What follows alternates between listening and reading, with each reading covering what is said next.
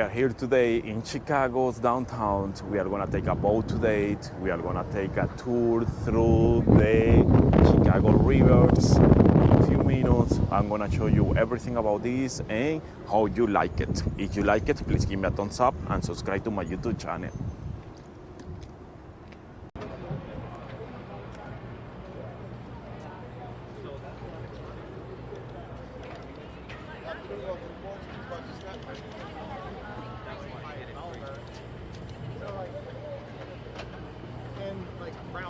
Welcome aboard. Please watch your step as you board.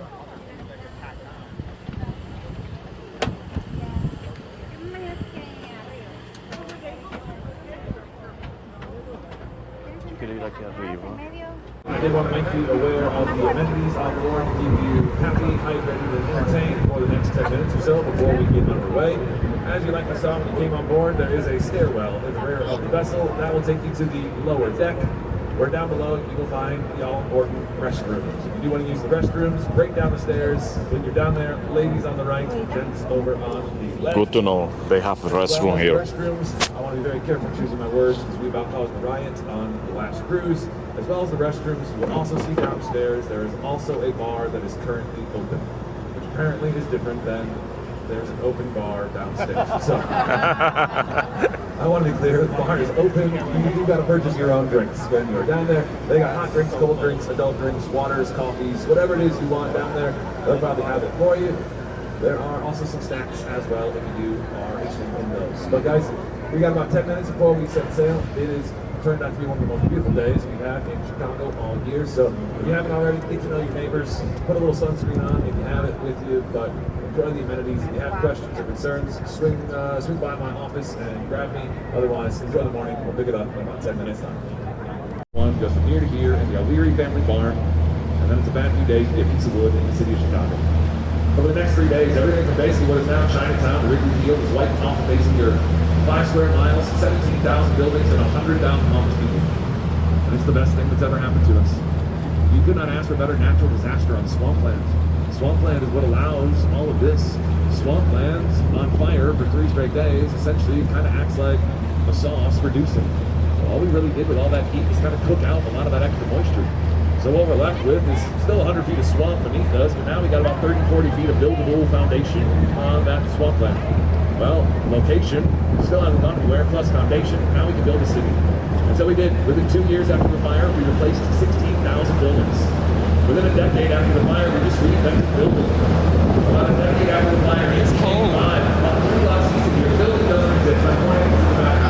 3 blocks east of here, Chicago builds. Oh, look at that boat. We realized you can't build. Very nice. Swamp, you got to build the rector set style. So we built a steel frame structure, slapped some bricks and windows on the outside, put 150-foot long concrete supported steel. A lot of boats are around here. Bingo, bango, bongo, the skyscraper was born. I guess this is very popular here in Chicago. Now, fast forward 90 years from the original skyscraper, and you get the big dog, the Sears Tower. Bruce Graham fought for You can see over there the sign, Uber Fry, walking in Mexico. And when I say modernism today, guys, I'm going to be broad about it, but when I say modernism, I want you to think Sears Tower. When I say modernism, I want you to remember the letter B. Or brown. All those items, no matter where you're from, you probably have a big boxy black, or a big boxy brown, or a pinch, a big boxy green, or a big boxy white building. Let's not kid ourselves. Modernism is lifting and holding the short side of the building above the riverwalk down below. If there was a failure in that truss system, it would essentially be the equivalent of the tall side of the building just sort of dropping the short side of the building into the river down below. And again, I know we're talking terrifying, death-defying architecture already, made even more terrifying and death-defying, considering this, of course, is the Boeing building. But relax, Boeing engineers had nothing to do with the design or execution of the structure, so it's safer than those airplanes y'all arrived on. But let's talk some of the most opulent buildings we've ever built. And we're seeing it's kind of backside. It faces, notably, faces away from the river. And of course it does, because this is the Civic Opera Building. And this was meant to be the most expensive and ornate opera house America had ever seen. And it was the most expensive, brilliant, and ornate opera house America had ever seen for a grand total of of 21 days. We are a city of bad timing if there ever was one, and we built the most beautiful and expensive opera house in America, and we did it in 1929, 3 weeks before the eventual stock market collapse. I wish that was the last time I was going to say that. Impossible building, that's the impossible building location. They've been saying for 75 years, you can't build here. It is impossible. There's not 1 or 2 or 5, there are 8 active railroad tracks running under that plot of land. They said the only way you can ever build a building here, which is impossible by the way, the only way you can ever do it is if you can build the entire base of the entire building all the way down to bedrock, 39 feet wide and not 1 millimeter more, so you can fit the entire base between 2 sets of railroad tracks. Impossible, don't even bother. Well, we don't really care for that word, so we just went ahead and did it. I'd like to introduce you, as far as I'm aware, to the skyscraper with a 39-foot wide base and not a millimeter more. I'd also like to introduce you to the folks in the red brick building behind them, the most pissed off homeowners in the city of Chicago. And that view is supposed to last forever. And now you're seeing the math doesn't math, guys. I'm not a big math guy, but that is a 39-foot wide base holding up a 615-foot tall building. Now I'll convert for you. There is no math, don't worry. If I were this building, I am 6'3", ladies. I'm 6'3". If I was this building, it's the equivalent of me trying to balance on 1 foot on a bar napkin for the rest of my life. As you can see, that's not going to last. So on our way back, I'll tell you about the suspension system internally that keeps that building upright. But first, I gotta tell you guys, I've done this 1,000 times, these river tours, and if I can just pick a 1 square meter by 1 square meter little patch of land that I can just call Heath Island. I think I'd want Heath Island right about here. Guys, look around every direction. You are spoiled for choice. I think this is one of the great architectural corners. I think we can do a 90-minute tour, honestly, without moving our feet from right here. But it's also the birth of us. This is where it all begins in Chicago, these 3 little peninsulas. And as we come up here, which we're going to see it a few times today, I want to point out one sneaky hidden feature of Chicago. Look at this railing just underneath the new Salesforce Tower here. And inside the railing, if you get a good look at it, what you're going to see is the letter Y hiding in the railing. And a lot of people, as they come around Chicago, they say, why? Oh, why? You notice that? This is the only exercise club for people who don't exercise. They have an exercise club. It's the East Bank Club. So Oprah is going to hop and get a good sweat on the Stairmaster. How come we're not going to get Oprah a nice view of the boats in the river going by? Well, because historically, the last place Oprah and even the youth and the beats of the world would want to be looking at when we are getting a good schwitz going is right here. Why would you want to look at some of the most toxic, dangerous, and poisonous water in the history of water? What you're floating on right now for many years was widely considered to be the largest sewer system on planet Earth. The thing that goes before. Can I if you like online shopping, we kind of invent that as well. And before there was the internet, before there was Amazon, you could still order stuff and have it delivered to your home. You just needed this building right here. This is the old picking facility for the Montgomery Ward mail order catalog company. Now I can see some of you are old enough to remember the mail order catalogs. Don't worry, I'm not going to ask you to raise your hand. Believe me, if you are that old, save your energy. Keep your hands down. But for the uninitiated, the mail order catalog was basically Amazon printed on something the size of a phone book and then sent to every man, woman, child in America. So man, a phone book is something we had a long time. But this single person that was eventually going to stop Chicago from becoming the next great Baltimore. I got no shade to our friends in Baltimore, but I guarantee you everyone from Baltimore would trade their coastline for ours. Right? Montgomery Ward thought our coastline should be just that, the coastline, and it turned out, I think he was right. And after about 70 years of probably not giving him the credit he deserved, about a decade ago, we said we should probably honor the guy who protected our lakefront. So to honor the man who gave us 28 miles of unencumbered lakefront, we gave him at the time the smallest park in the city of Chicago, about as far away as his lakefront as possible. We'll finish that thread a little bit later, but guys, so much of the fun of today is showing you in Chicago overdoes it, right? We go to the extreme and we spare no expense. But I want to be honest, it is not every building. Sometimes we cheap out. When we cheap out, we don't call it cheaping out, we call it adaptive reuse. And what that means is you're not supposed to live here. And there's an easy way to clock a building you're not supposed to live in, and simply look at the balconies. It kind of looks like those balconies are hanging on for dear life with one single piece of steel wire and 2 rivets. because those balconies are hanging on for dear life in a single piece of steel wire and 2 rivets. And it looks like they are resting on the outside of the building. They are resting on the outside of the building. That's an old industrial building that when we flipped it on the cheap, instead of structurally engineering those balconies in, we rested the balconies on the outside and charged them 3 times as much in homeowners insurance to figure it out on their own time. But easiest way to tell a reused building is those balconies. I like to think maybe the tour bus driver in his free time in Chicago had come on a river tour. Maybe the tour bus driver learned all about the sewagey history of the Chicago River. I don't know. But what we do know is you can see over there all the kayaking people. Very porous Kinsey Street Bridge. The tour bus driver decided that'd be the perfect time to pull the lever. Very these popular. Tour buses have. They're releasing somewhere between 600 and 800 pounds of raw sewage that these tour buses carry around with them. I need you to use your imagination for just a moment and think what could possibly happen next. Good news, bad news. Good news. After about 100 years of fighting, almost none of that sewage ever made it into the Chicago River. Bad news.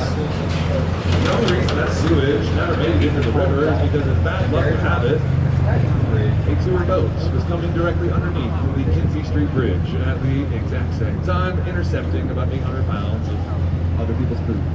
Now I know that not every one of you is having the best day of your life today, which I say hang in there, it will be better, I promise. But I can tell you with absolute certainty is that none of you are having the worst day that anyone's ever had coming under the Kinsey Street Bridge. I am certain of it. Okay, we've talked a river, we've talked some background to it. Now you can play the greatest hits for the next 45 minutes, starting with most Chicagoans, well, historically, most Chicagoans' favorite building, this curvy green and slightly greener building over on your left. 330 West Blacker, the Nuveen building. Now, it's one of my favorite examples of the city of postmodernism. Modernism is big and boxy and boring and black and brown in Singapore, Seattle, everywhere in between. That's the point. It's universal, it's ubiquitous, it can go anywhere. Postmodernism is meant to be the other side of that coin. A postmodernist building like the one behind me, if I put that in New York City, it would look slick. It just wouldn't make sense anywhere else with that exact location. Oftentimes, postmodernist buildings are love letters to site and setting around them. This building, every part of the material in that construction project, from the windows to the bricks to the bolts to the nuts, everything is locally sourced from Indiana and Illinois. It is homegrown, soup to nuts. Then, you notice the 2 shades of green on the outside of that building. Well, that 2 shades of green is representative of what we're going to experience as we get 30s Art Deco.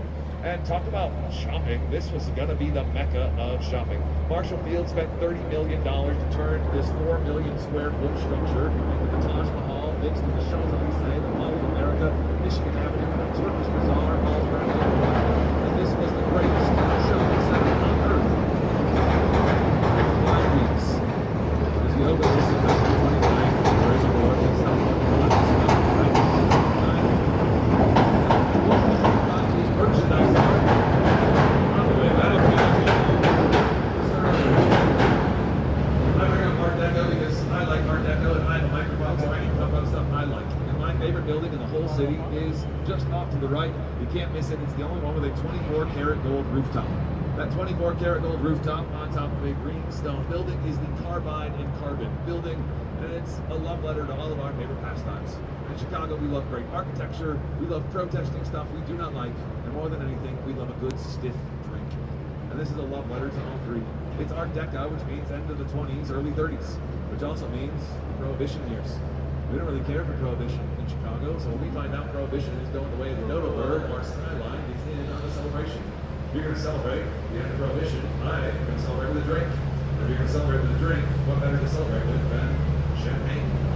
And this building, designed by the sons of Daniel Burnham, was meant to emulate a model of champagne, a sort of collective celebration of the end of Prohibition.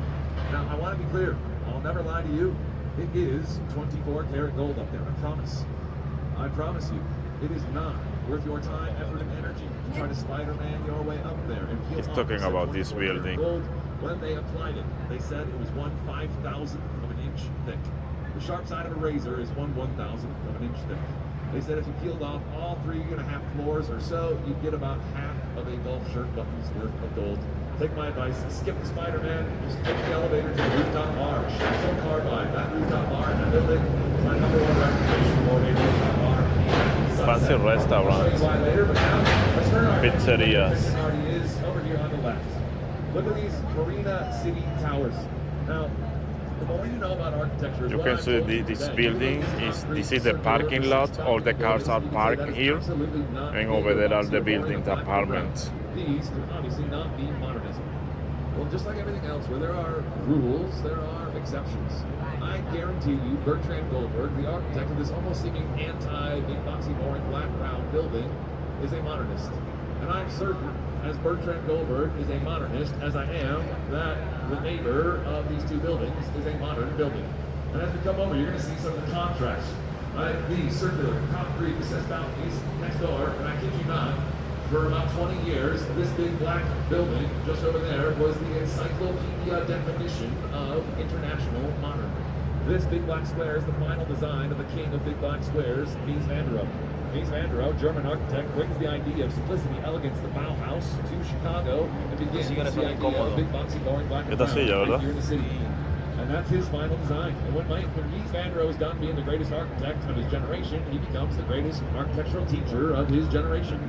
You'll never guess who the king of big boxy boring and square brought up as his #1 understudy for half a decade. Bertrand Goldberg. Bertrand Goldberg says in that half decade he learned almost everything he knew from the big guy. I think almost is doing a bit of heavy lifting in that sentence, but it wasn't so much a clash of style as it was Bertrand Goldberg says there are no right angles in nature.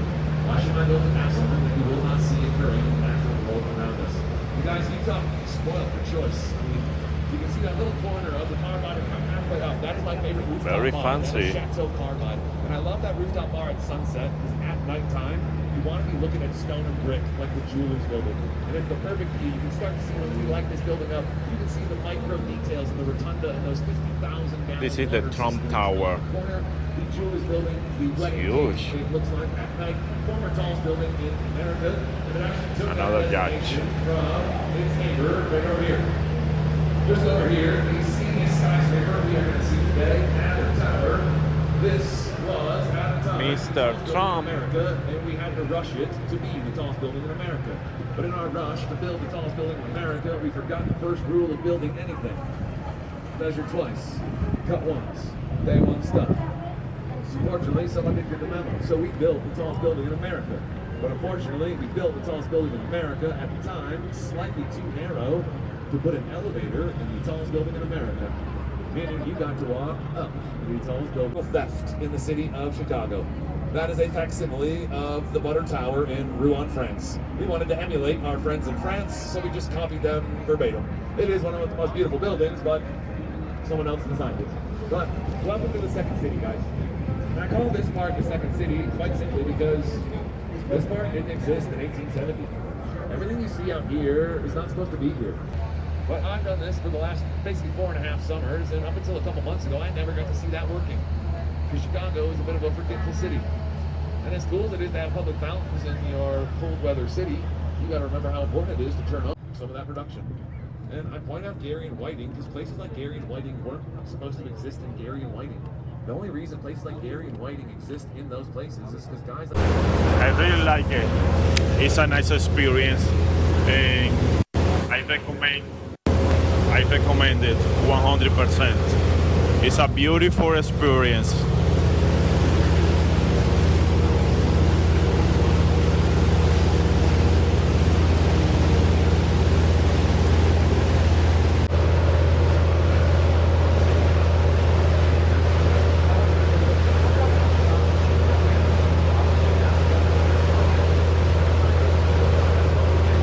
As you can have in the city of Chicago with your pants on right now.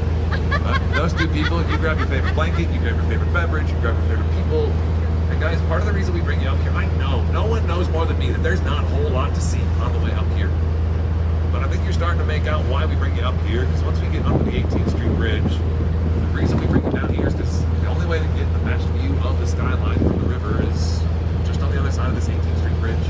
As we come back under the bridge, it's going to be Chinatown. We only have about 3-4 minutes of it. It'll be the only time today where we are seeing all 5 of the top 5 tallest buildings in the city of Chicago all at once.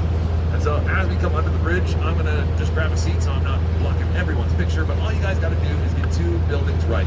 As long as you can have your left frame as the Sears Tower, and as long as your right frame is that curving blue and green building, the St. Regis we referenced before, if you can get those 2 buildings right, you're going to have all 5 of the top 5. So guys, from here to our next bridge, I would say the perfect place to take a picture is probably when we are par with that red walking bridge right over there. But guys,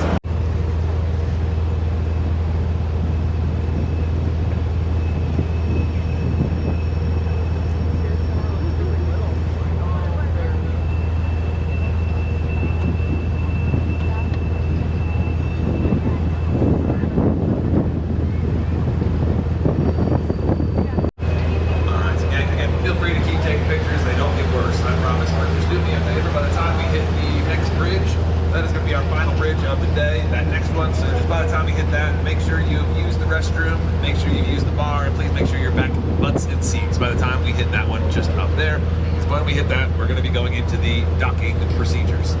But guys, it's not my opinion, it's fact that this is... We just finished the boat tour, was amazing, was a nice experience, our first time in Chicago, and I hope you all enjoy my video. And if you like it, give me a thumbs up and subscribe to my YouTube channel for more videos about this one. Thank you. See you in the next one.